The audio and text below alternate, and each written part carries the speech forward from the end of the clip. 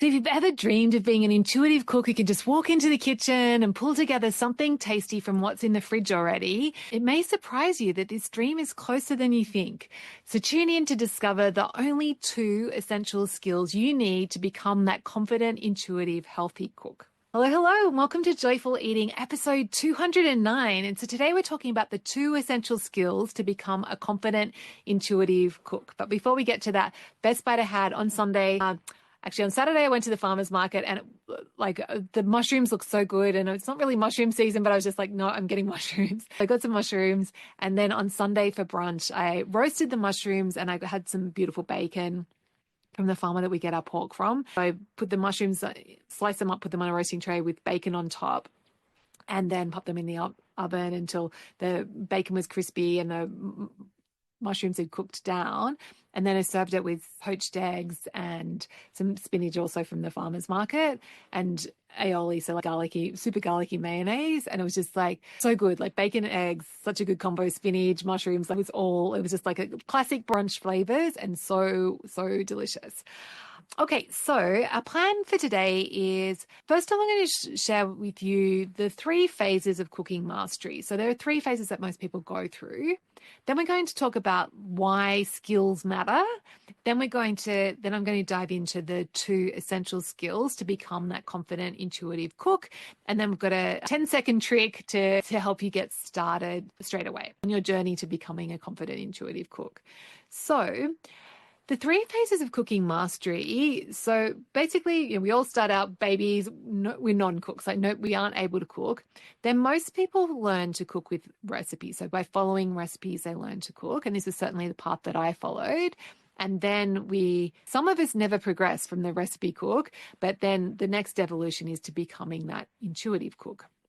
So how do you know what phase you're in? So if you're a non-cook, you know that you're a non-cook because cooking feels hard. It's a chore. You're often thinking, I don't have time or energy, and you're falling for that myth of convenience. So whether that's drive-through, take ready meals, cereal for dinner, like Uber Eats, peanut butter and crackers, you're cobbling together food without actually making anything. Okay, then so that's the non-cook phase. Then once you become a recipe cook, so you're a recipe cook when you have to check up a recipe, you have to Google a recipe before you go shopping or before you do anything in the kitchen. And when you're in that recipe cooking phase, like deciding what to cook takes a lot of time and energy. You can't make most of nice produce. So when you're at the farmer's market, like you've got your list that you're shopping from, and if you see these amazing mushrooms, you're like, no, mushrooms aren't on my list. And the thing with recipe cooking is that it's a lot of energy and effort. And oftentimes people will they'll plan things that are too elaborate, and then when it actually comes time to make them, they'll be like, oh, I don't have the energy, and so the ingredients will go bad in the fridge, or they'll push through, but then they're eating at 10 p.m. at night.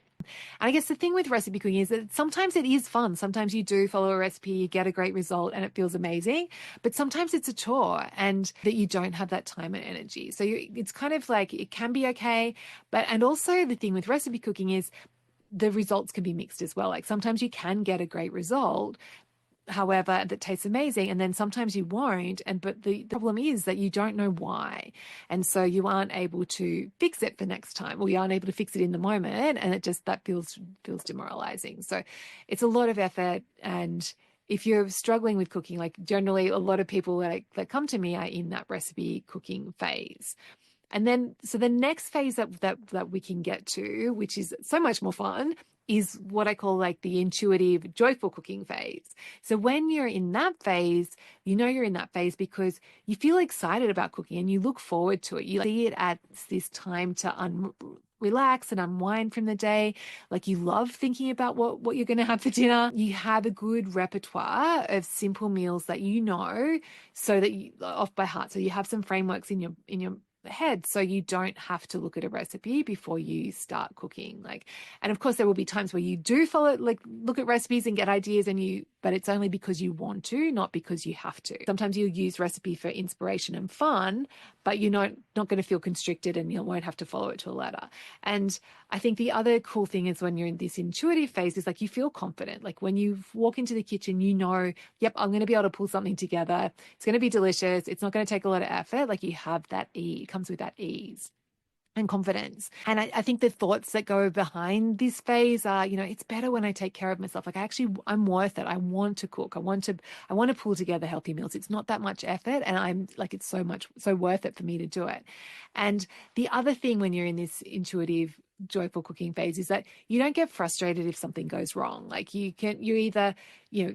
confident that you can either fix it and get it to going from not tasting great to tasting great, or you're going to learn something. And so it doesn't feel, if you do have a failure, it doesn't feel so demoralizing.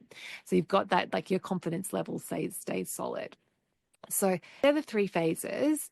And I want you to just pause and think now, like, what phase are you in at the moment? And before we jump into like the skills that are required to get you into that final phase, that intuitive, joyful cooking phase, let's just look about why skills. And really, like, skills are the only thing that's stopping you from being that joyful cook. And of course, like when you don't have the skills, you don't know how to do something, of course it feels hard. And yeah, we don't want to do things that feel hard. That's just how humans are wired, which is a very smart strategy, of course. And so skills are important because they help. When you have the skills to do something, then it feels easier. And of course, when something feels easier, you're more likely to do it.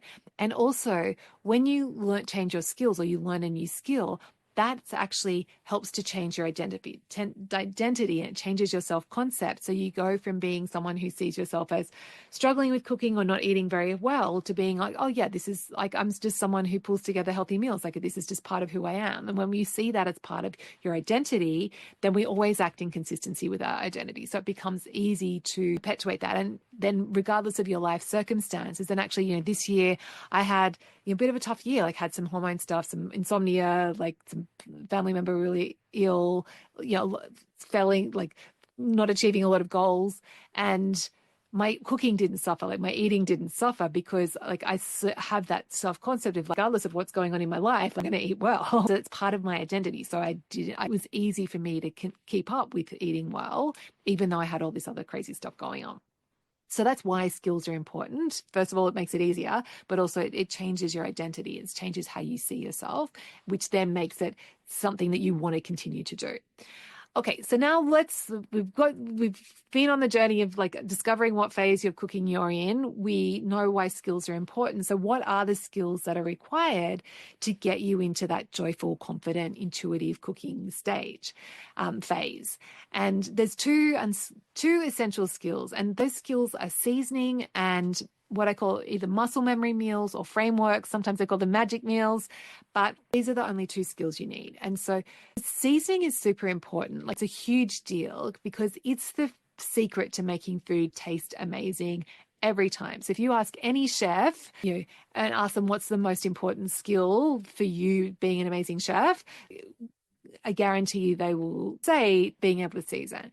And the cool thing is that this isn't something you're born with. This is a skill that we can all learn. And I can teach you this skill to learn to trust your instincts and your taste buds. So even if you've never cooked a day in your life, like you've been eating every day for decades, so we can tap into that knowledge that you already have as an eater and apply like by learning about seasoning, you'll be able to apply your knowledge that you already have because you know what tastes good to you.